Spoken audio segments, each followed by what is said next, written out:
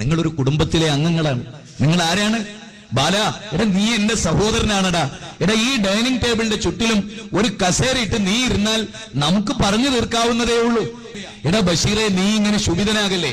ഞാനും നീയും ഇരുന്നാ തീരാവുന്നതേ ഉള്ളൂ. എടാ ഈ രാജ്യത്തിലെയും ലോകത്തിലെയും പ്രശ്നവും കണ്ടോ. ഒരച്ഛനമ്മമാർക്ക് പിറന്ന മക്കൾ ഓർത്താലൊരൊറ്റത്തറവാട്ടുകാർ നാം. നാഥന്റെ മുറ്റത്ത് വിരിഞ്ഞു നിൽക്കും തന്മുന്തിരിക്കൊത്ത മനുഷ്യവർഗം. ഉണ്ടോ?